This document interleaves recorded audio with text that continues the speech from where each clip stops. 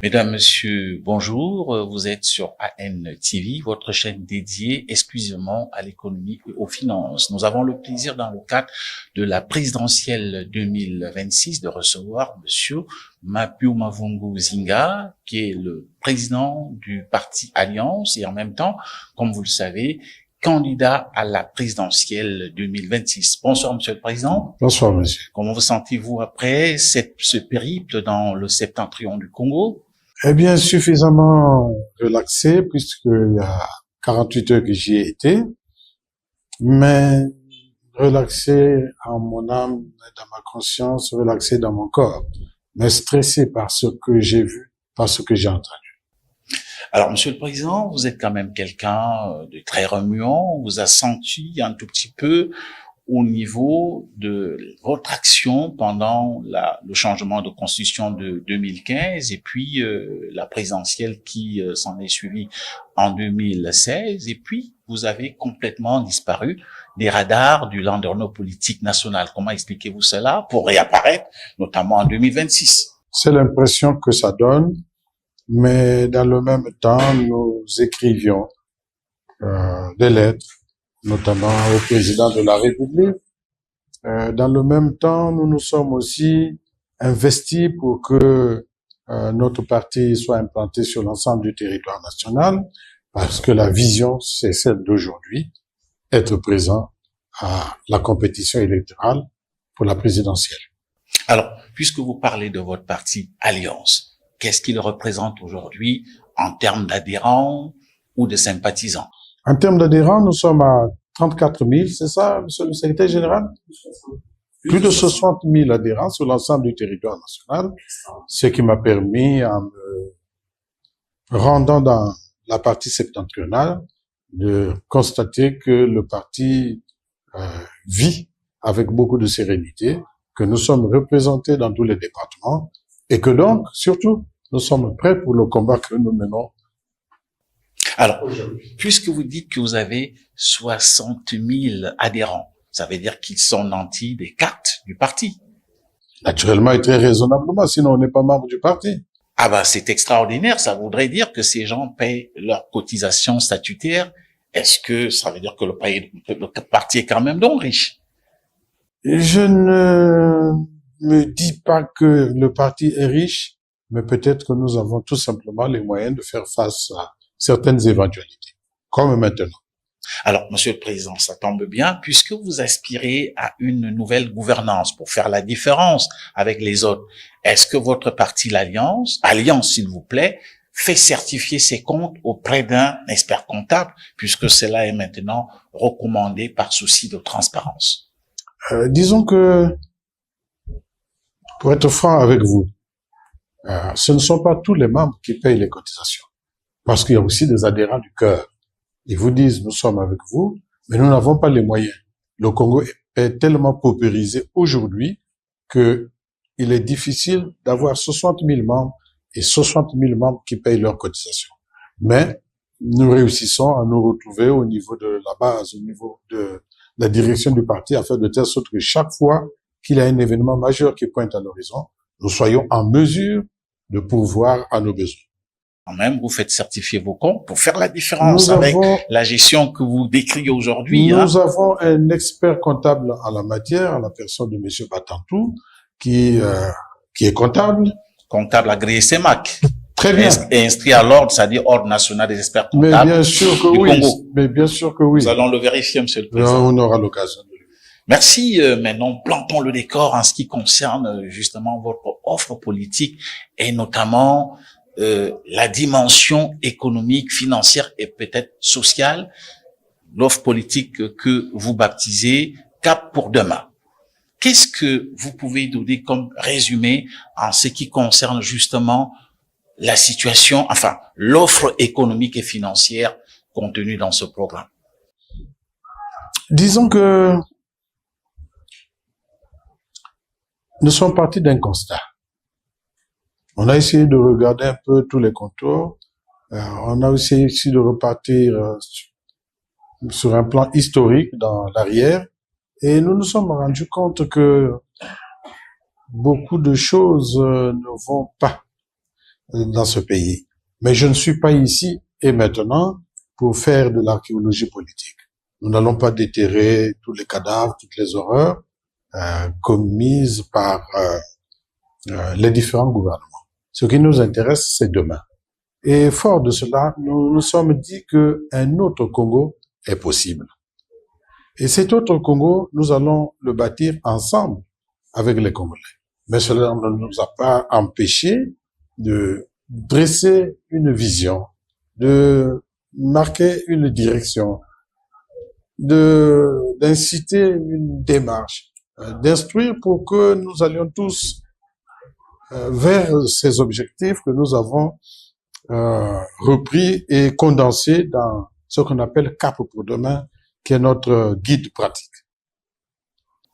Alors, allons-y sur le plan économique et financier. Vous connaissez, vous le savez bien, Monsieur le Président, puisque je rappelle à toute fin utile que vous êtes vous-même un grand cadre de l'administration publique qui a travaillé dans les douanes congolaises pendant plusieurs années, on peut dire pendant près de 3 décennies.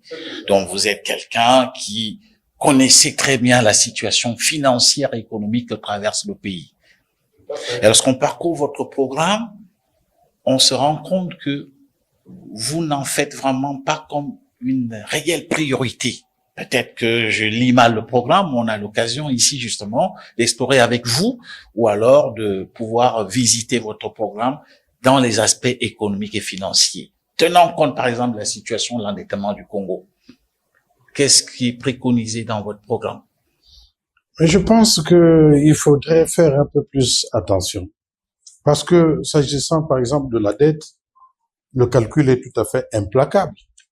Nous avons ici des éléments de la Banque mondiale et vous n'allez pas nous le reprocher de les avoir. Ah, très bien, je me rends compte que vous êtes vraiment près de la situation. Merci beaucoup. Il faut avoir le courage de dire à tous les Congolais que si nous ne changeons pas de cap, en 2030, la dette du Congo atteindra 18 500 milliards de francs CFA. En 2030. C'est demain, 2030. C'est demain. Comment êtes-vous arrivé à ces chiffres? Ce sont les chiffres de la Banque mondiale, vous dites? C'est bien de la Banque mondiale, ça ne vient pas de moi. Ce qui fait que finalement, chaque Congolais, du plus petit au plus vieux, portera le fardeau de la dette. Le fardeau de la dette, à raison de 3 100 000 francs CFA pour chaque Congolais. Attendez, il faut quand même être... Donc même les bébés à naître porteront cette dette-là. Alors il faut plutôt... Là, vous tenez compte du dernier recensement, Monsieur le Président. Bien sûr que oui. Il ne faut pas oublier que les chiffres sont évolutifs. En 2030, les Congolais ne seront plus 6 millions. Ça, je le sais. Et je vous donne la boussole d'aujourd'hui et celle dans les 2030. Je vous dis que c'est demain, c'est dans 3 ans, dans 4 ans. Alors, il nous faut tout simplement se dire que tant qu'elle est soutenable, cette dette-là, il n'y a pas de problème. Il n'y a pas de problème. Mais on ne peut pas aussi se dire, dans l'état actuel des choses, que c'est une fatalité. Non, nous réussirons sûrement à surmonter cette dette-là. Comment? Mais d'abord parce qu'il faut commencer par réduire le train de vie de l'État. Pour vous, la réduction du train de vie de l'État voudrait dire quoi? C'est un peu un terme bateau. Très bien, c'est un terme bateau, mais je vais vous dire par exemple que lorsque nous aurons réussi, et c'est encore là la Banque mondiale qui le dit, lorsque nous aurons réussi à réduire rien que de 20% les dépenses de la présidence de la République et des ministères, nous aurons 89 milliards de francs CFA. C'est-à-dire les dépenses de fonctionnement. Très bien. Et avec ces 89 milliards, messieurs, on peut construire 12 hôpitaux généraux ou 450 écoles primaires. Pourquoi ne pas le faire? Mais il y a aussi autre chose. Dans ce projet de société qui est devant vous, nous nous sommes dit que le Parlement sera monocaméral. Autrement dit, nous allons supprimer le Sénat. Pour vous, le Sénat n'est pas une institution qui Ce pourrait n'est pas ce répondre. que j'ai dit, mais en l'état actuel du Congo, C'est une institution budgétivore. mais elle n'est pas la seule. Il y aura beaucoup d'autres institutions qu'il faudrait réduire parce que si nous voulons payer cette dette-là, si nous voulons pas faire porter ce fardeau-là à nos enfants, à nos petits-enfants, il va falloir prendre des mesures drastiques. Ben, ça commence d'abord par ce que je vous ai dit tout à l'heure, réduire les dépenses de fonctionnement. Pourtant, c'est situé à moins de 89 milliards de francs CFA. Bien sûr, cher monsieur, c'est ce que j'ai dit tout à l'heure. Oui, Monsieur le Président, 89 milliards au regard de la demande sociale, au regard de tout ce que nous avons comme engagement sur le plan international. Je vous apprends que le Congo est le pays le plus endetté sur le marché des titres publics avec une dette de 5 180 milliards sur 9 000 milliards pour l'ensemble des 6 États. Et si vous ajoutez à cela la dette multilatérale qui est de 6,1 milliards de dollars, eh ben, vous vous rendez compte que on devrait aussi ajouter la dette de la Chine. Comment allez-vous y prendre? Parce que, en l'état actuel des choses, la situation financière du Congo est sèche. Et il va falloir mobiliser de ressources, restructurer cette dette. C'est ce qui me permet, moi, de vous poser la question. Comment est-ce que le président du parti Alliance va s'y prendre? Pour réduire la dette? Pour réduire la payer dette. la dette?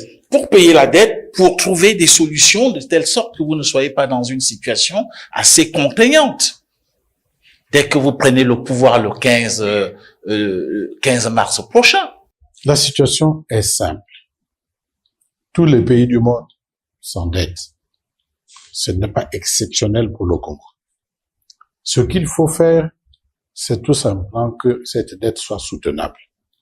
En plus, nous avons beaucoup de niches fiscales par lesquelles, naturellement, on peut puiser un certain nombre d'éléments pour nous permettre d'avoir de l'argent, résorber cette dette publique au fur et à mesure. Parce que l'État doit continuer à fonctionner. Qu'est-ce qu'il faut faire? C'est ce que je vous ai dit tout à l'heure. Il faut réduire le train de vie de l'État, c'est-à-dire les dépenses de fonctionnement, aussi bien de la présidence de la République que des ministères. J'ai encore dit qu'il y a des institutions qui sont budgétivores. C'est-à-dire le Sénat, par exemple. Mais il y en a bien d'autres, hein. Conseil de quoi? Des sages, conseil du je sais pas quoi, du dialogue. Il y a trop d'institutions qui sont budgétivores. Et puis, ce sont des institutions républicaines. Et puis oui, qui sont institutionnalisées. Oui, mais on n'est pas obligé d'avoir un parlement bicaméral. C'est pour ça que j'ai dit que le Sénat, on peut s'en passer, parce que les temps sont durs. Mais il n'y a pas que ça. Il y a aussi le fait que, en matière fiscale toujours, il faut réussir à faire ce qu'on appelle la suppression de tout ce qu'il y a comme exonération à titre exceptionnel, qui sont en vérité ce que la douane devrait pouvoir récupérer. Mais c'est l'expert en douane qui parle. Mais c'est l'expert en douane qui vous parle. C'est-à-dire que on cesse avec les exonérations qui sont concédées à certaines personnes, des exonérations douanières. C'est bien cela. Et quand vous essayez d'évaluer, si on met les pieds dans le plat en parlant d'exonération douanière, vous évaluez l'enveloppe. Vous êtes vous-même un expert en recherche. Je le sais, je sais de quoi je parle. Essayez de mener des investigations allant dans ce sens-là. C'est-à-dire ce que les exonérations à titre exceptionnel devaient produire au budget de l'État congolais, vous serez ahuri. Monsieur l'expert en douane, que vous êtes devrait m'en dire davantage. Moi, je n'en sais rien. Ce qui vous permettrait de comprendre. J'ai pas envie d'en dire davantage parce que il y a là-dedans des noms de personnes. Faites vous-même votre investigation et vous comprendrez d'où viennent les exonérations à titre exceptionnel, qui en bénéficient, mais qu'est-ce que ça aurait pu générer à l'État si chacun s'était arrangé à payer tout simplement les droits de douane comme il le faut. Mais ça ne s'arrête pas tout simplement là. Allez aussi aux impôts, demandez toutes les défiscalisations en cours et vous vous rendrez compte que ce n'est pas l'argent qui manque au Congo, nous avons les moyens de payer notre dette, de la réduire tout à fait et de continuer à vivre sans tendre la main. Il y a aussi des pays africains qui l'ont fait. Hein. Alors, Monsieur le Président, dans votre offre de projet de société, vous envisagez une manière à vous de procéder au recouvrement des recettes publiques. Cela va de soi. Aujourd'hui, nous ne pouvons plus continuer à regarder la manière dont les finances publiques sont recouvrées. Et je pense qu'il est du devoir de chacun de nous, de chaque cadre, de faire de telle sorte que la discipline budgétaire soit observée. Ce qui nous permettrait déjà, si la discipline budgétaire, de réduire un peu notre dépendance vis-à-vis de l'extérieur. Dans la même occasion, vous vous souvenez qu'à un moment donné, le président de la République avait dit que chaque mois, on sortait 9 milliards de francs CFA pour payer les bourses. Mais pourtant, 3 milliards suffiraient. Il y a donc quand même à chaque fois 6 milliards de francs CFA qui s'évaporent. Mais ce n'est pas tout. Je vous ai dit tout à l'heure que on peut réussir à faire des économies si nous faisons de telle sorte que les exonérations à titre exceptionnel en matière douanière disparaissent complètement. C'est-à-dire qu'elles soient effacées, annulées, parce que si on les appelle exceptionnelles, c'est précisément parce qu'elles ne rentrent pas dans le cadre de la réglementation. Or, cette même réglementation n'est pas propre à l'État congolais. C'est une réglementation CEMAC. Et donc, essayer de contourner la légalité pour tomber dans le faux, ça veut dire qu'on a un État voyou, en vérité. Mais il y a aussi une autre manière d'avoir de l'argent. Par exemple, je vous l'ai dit et je répète, la suppression du Sénat. Désormais, il y a des institutions budgétivores telles que le Sénat, ça doit disparaître. Nous pensons que l'Assemblée nationale suffit à lire et à amender et à adopter des textes en première et en deuxième lecture. Mais il y a aussi le fait que lorsque vous regardez le fichier de la fonction publique, vous vous rendrez compte qu'il y a beaucoup de Congolais qui ont des salaires en double. Tout ça, on a découvert, mais on n'a pas rendu compte au peuple congolais. Qu'est-ce qu'on a découvert? Comment ça se passe?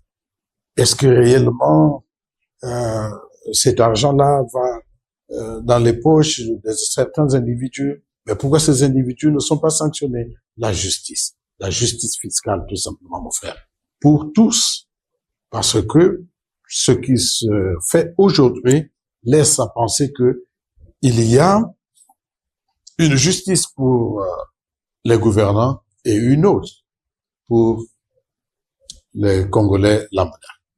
Monsieur le Président, très bonnes initiatives à vous écouter, mais alors, quelles sont les projections que vous faites pour se dire, on pourrait justement faire des économies d'un montant de X milliards? Cela permet de fixer un tout petit peu les Congolais. Mais lorsque j'ai dit les points clés qui font de telle sorte que nous ne puissions pas faire des économies, il faut maintenant aller sur le terrain.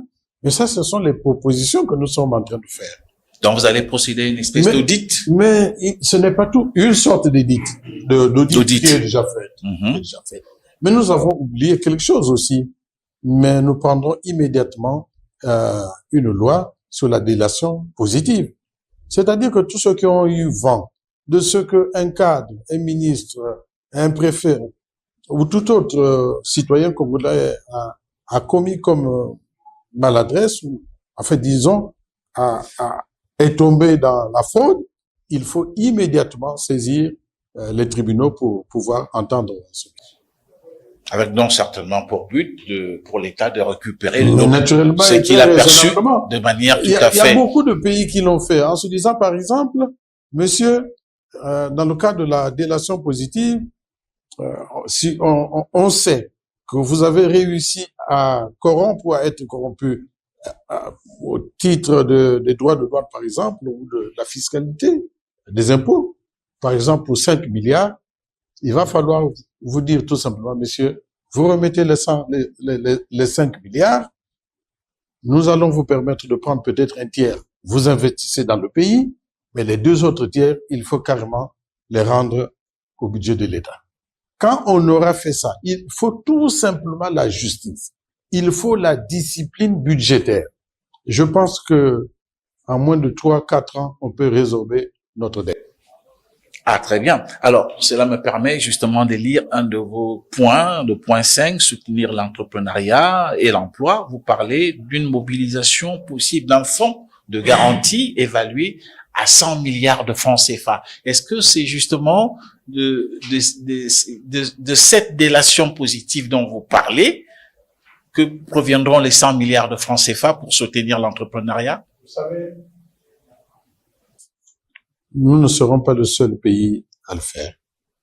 Il y a beaucoup d'autres pays qui l'ont déjà fait, notamment, je pense, au Nigeria, ce qui nous a permis, cela qui leur a permis d'avoir beaucoup de milliardaires fabriqués par les Nigérians eux-mêmes, qui tiennent la classe moyenne, qui tiennent aussi une certaine hauteur dans l'économie pour faire de telle sorte que l'économie ne tombe pas entre les mains des expatriés.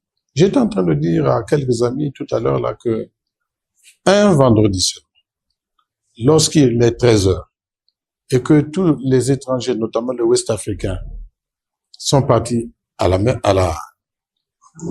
mosquée, tout est arrêté. Vous ne trouverez plus quelque part où acheter même une seule boîte de 100 000. Donc, il faut redonner aux Congolais sa dignité. Mais de quel Congolais s'agit-il? Est-ce que c'est le malfrat ou est-ce que c'est le Congolais lambda? Très bonne proposition. On va certainement voir, puisque vous parlez d'une possibilité que cela génère 200 000 emplois. C'est quand même quelque chose d'extraordinaire. Est-ce que, Monsieur le Président, cela est vraiment pensé par vos cabinets de manière structurée? Ah ben, donc vous pensez que je me suis levé le matin pour dire tout simplement que bon, je vais produire 200 000 emplois? Pas moi, Monsieur le Président, mais les Congolais qui vous suivent. Ils n'ont qu'à me faire confiance, tout simplement. Ils ont fait confiance à des gens qui les ont maltraités jusqu'à les sucer complètement et à perdre tout leur sang. Non, ce n'est pas ça le problème. Je suis en train de bâtir un schéma pour les Congolais pour leur sortir de l'emprise des contingences matérielles et immatérielles, mais voulues par les différents gouvernements.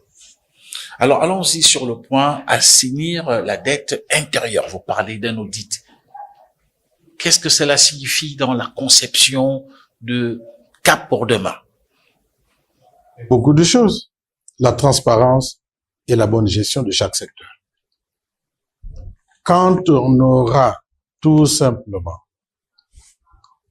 fait de la lumière sur tout ce qui s'est passé au cours des 3, des 4 ou des 5 dernières années, je vous dis que c'est toute la classe politique qui va aller en prison. Ce n'est pas de la chasse aux sorcières, c'est de la justice, tout simplement. C'est de la justice sociale. Et d'ailleurs, j'ai énoncé tout à l'heure qu'on ne leur prendra pas tout leur avoir, et encore que c'est un avoir frauduleux. Nous leur laisserons un quart ou un tiers pour qu'ils puissent investir au Congo, donner du travail à la jeunesse congolaise. Et les 3 autres quarts, ça doit rentrer au trésor public. Dans ce pays, il y a eu des ministres qui partaient parfois en mission, mais qui revenaient reverser au trésor public le reste de leurs frais de mission. Pourquoi on ne le ferait pas aujourd'hui? Vous-même, vous le faisiez quand vous étiez aux affaires en tant que douanier. J'étais douanier. Oui. Peut-être même qu'il faut dire que ce qu'on nous donnait pour aller en mission n'était pas suffisant. Mais nous avons travaillé dans ces conditions-là. Et il est arrivé même un moment où, permettez-moi de vous le dire, tous les salaires payés aux fonctionnaires congolais venaient de Pointe-Noire. C'est lorsqu'on a traversé la période de la guerre. Brazzaville était pratiquement fermée. Alors, Monsieur le Président, puisque vous parlez de l'audit de la dette intérieure, savez-vous déjà que sous le ministre Roger Rigobert Andeli, un audit de la dette intérieure avait justement été mené. Les résultats sont connus au niveau de la CCA. Pourquoi voudriez-vous renouveler une telle expérience? Ça voudrait dire qu'il y a des limites dans cet audit. Ce n'est pas une expérience à renouveler, mais c'est naturel et ça ne peut pas être autrement. Il faut faire l'audit de la dette intérieure pour savoir à qui on doit de l'argent. Qu'est-ce qu'il a fait pour l'État pour qu'on lui doive de l'argent? Mais une fois qu'on a fini de faire cet audit, il faut nécessairement payer la dette intérieure parce qu'elle va booster notre économie, parce qu'elle va permettre à l'ensemble des entrepreneurs d'avoir pignon sur rue et d'embaucher encore des travailleurs, notamment la jeunesse congolaise. Pour votre gouvernement, Monsieur le ministre, Monsieur le Président, je vous en prie, sachez que c'est le cabinet Ernst & Young, qui est quand même un cabinet de renommée internationale, qui avait mené cet audit, dont les résultats sont aussi connus.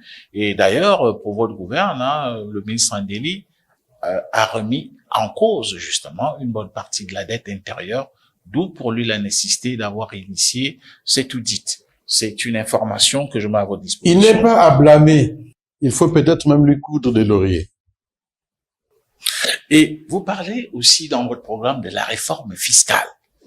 Qu'est-ce que cela représente pour cap pour demain? La réforme fiscale, pour vous, c'est quoi? Relever les taux d'imposition pour les entreprises? Non, pas du tout. Oui. Faire de telle sorte que aucun entrepreneur ne soit lésé. Faire de telle sorte qu'il n'y ait pas de double imposition. Faire de telle sorte que chacun soit sanctionné ou frappé selon les fautes qu'il aura commises. C'est faire de telle sorte que chaque entrepreneur congolais ait les moyens de faire de telle sorte que d'autres Congolais se considèrent aussi comme entrepreneurs. C'est-à-dire la justice fiscale, la justice sociale. C'est vers cela qu'il faut tendre, tout simplement. Un autre aspect que vous abordez dans votre programme, c'est le développement de la microfinance. Pour vous, tel que ça se présente aujourd'hui, c'est pas encore bien développé. Je ne sais pas si vous êtes satisfait de ce qui se passe aujourd'hui dans le monde de la microfinance. Nous allons faire une chose tout à fait simple. Lorsque nous allons accéder aux affaires, ce n'est plus pour longtemps de toute façon. Nous ferons de telle sorte que chaque secteur d'activité, chaque ministère tienne ce qu'on appellera des états généraux. Et ces états généraux faits par, ou dans différents ministères, nous donnerons une certaine boussole. C'est cette boussole-là qui servira de cap pour demain à l'ensemble de la nation. Autrement dit, nous prendrons les résultats des audits qui auront été effectués dans certains secteurs ou dans tous les secteurs et nous constituerons un document unique qui servira de boussole au gouvernement que nous mettrons en place. Alors, Monsieur le Président, lorsqu'on lit votre programme, on tombe quand même sous le charme du capital humain que vous voudrez ressusciter ou valoriser dans notre pays. Avec la construction de plusieurs écoles, je vous lis quelques-unes, École supérieure de l'industrie et des nouvelles technologies du Kwilu, vous avez une école des métiers de la mer à Pointe-Noire, une école supérieure d'agronomie dans le Niari, un institut supérieur des transports et de la mobilité à Makwa, une haute école des métiers de l'industrie du bois à Mfondo, un institut national des métiers des sports à Evo, la faculté des sciences et techniques délocalisée à Djambala. Alors, tous ces instituts, ou alors tous ces instituts universitaires, ça nécessite, n'est-ce pas, des fonds? Ça nécessite ces fonds. Où est-ce que vous allez trouver ces fonds, sachant que vous allez hériter d'une situation quand même sèche sur le plan financier. Et en 5 ans, est-ce que vous aurez les moyens pour bâtir toutes ces écoles? Nous n'avancerons pas tant que nous n'aurons pas suffisamment formé nos cadres. Aucun pays ne s'est développé sans des compétences nationales. Première des choses, c'est celle-là.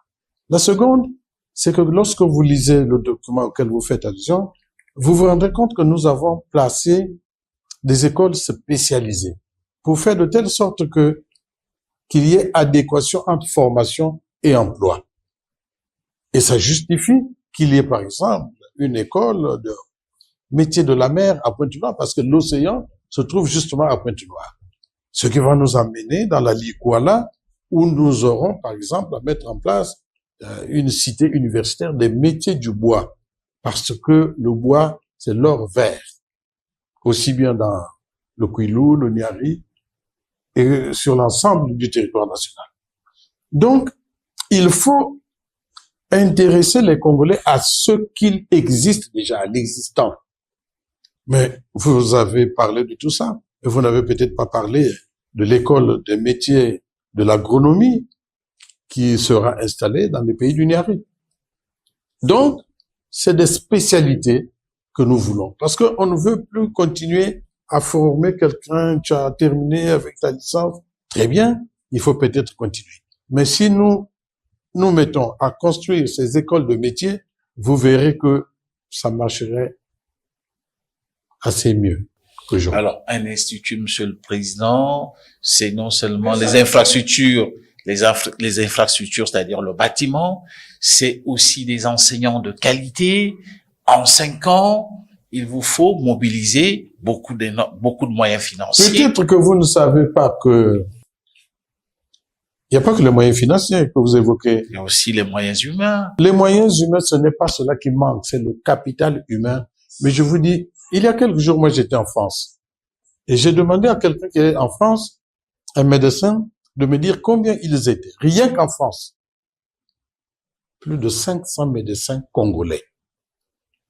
Est-ce que vous ne pensez pas que nous sommes en train de perdre là un capital important alors même que l'État congolais leur a donné suffisamment de moyens pour se former? Monsieur le Président, je vous prie, n'est-ce pas, de nous parler un tout petit peu de votre projet d'investissement, puisque vous envisagez, dans le cadre de votre projet, je suppose que ce sera bientôt un programme, vous avez des projections qui vont jusqu'à 50 000 emplois, alors que, d'un côté, vous avez besoin de moyens pour faire fonctionner l'administration, mais de l'autre côté, vous venez générer des emplois. Comment expliquer cette façon un tout petit peu inadéquate d'avancer dans votre programme? Non, je pense que là, vous ne prenez peut-être pas complètement la mesure de ce que nous voulons faire. Ce n'est pas parce que la mesure, monsieur. Ce n'est pas que nous allons manquer de l'argent pour faire ce qu'on a dit. Je vous ai dit qu'il suffit tout simplement de la discipline budgétaire. Et puis, mettre les Congolais au travail. J'ai parlé, par exemple, des mobilités, aussi bien terrestres que fluviales. J'ai dit, par exemple, que nous aurons à construire un chemin de fer qui va partir de l'océan, en bord, donc, à Pointe-Noire, jusqu'à Dongu, dans la Liguala. Mais ça génère du travail parce que ce sont là des projets à effet multiplicateur. Tant que nous n'aurons pas fait ça, mon cher frère, je pense que nous n'avancerons pas. Le capital humain sur lequel nous devons compter, ce sont d'abord les Congolais. L'argent pour payer les Congolais, je vous dis et je répète que l'argent ne manque pas. Ce n'est pas que le Congo soit un pays pauvre, mais c'est l'utilisation que nous faisons de ce que nous générons comme recettes fiscales ou douanières. Alors, Monsieur le Président, il y a un aspect que vous évoquez dans votre projet de société, que je suppose programme au soir du 15 mars prochain. Vous évoquez le financement et le partenariat. Et dans le cadre justement de la mise en œuvre de votre programme, comment est-ce que vous entendez articuler cette phase de financement et partenariat, notamment à travers le partenariat public-privé? Oui, vous avez pas pratiquement raison. Nous avons élaboré ce projet en tenant compte d'un certain nombre d'éléments. Nous nous sommes dit qu'on pouvait prélever 0,05% basé sur le profit oil en matière pétrolière. Mais ce qu'il y a surtout de très important dans le cadre d'un partenariat, c'est la confiance. Il faut que nous réussissions à restaurer la confiance, à simplifier les procédures, à défiscaliser certaines options et arriver à la création des emplois. Parce que, au-delà de tout ce que nous pouvons faire, nous, ce qui nous intéresse, c'est la finalité, la création des emplois au bénéfice de la jeunesse. Alors, cela me permet justement certainement de rebondir ou de continuer sur le volet du financement de l'agriculture cette fois-ci. Je crois que vous avez fait allusion à 0,5% du profit oil, ce qui signifie que l'économie pétrolière va certainement donc financer l'agriculture. Est-ce que, comme vous le savez très bien, que l'agriculture dans notre pays ou bien dans tout autre pays nécessite la mobilisation des ressources longues, c'est-à-dire que les gens ont besoin des crédits à long terme. Comment vous allez vous y prendre au-delà du fait que le financement pourrait provenir du profit oil généré par le pétrole? Le calcul est implacable. On ne peut pas faire autrement. Je veux vous parler, par exemple, de l'agriculture et de l'emploi, puisque c'est de cette question qu'il s'agit. Si nous détournons ou nous prélevons 15% des recettes pétrolières vers l'agriculture, une agriculture mécanisée, nous créerons 340 000 emplois directs. C'est-à-dire, au terme de votre mandat en 3000, en 2031, non? D'ici 2028. D'ici à 2028. D'ici à 2028, nous créerons 340 000 emplois directs. Mais 340 000 emplois en impact, ça fait 17 fois le stade Alphonse Massamba Deba rempli. Est-ce que vous voyez ce que ça fait pour les Congolais qui vont trouver du travail chaque jour? Et nous ne devons pas perdre de vue que chaque emploi agricole génère 2,4 emplois directs. Alors, quand vous parlez de l'agriculture, Monsieur le Président, est-ce l'agriculture de subsistance ou alors l'agriculture commerciale ou les deux à la fois? Est-ce qu'aujourd'hui, nous pouvons encore parler de l'agriculture de subsistance?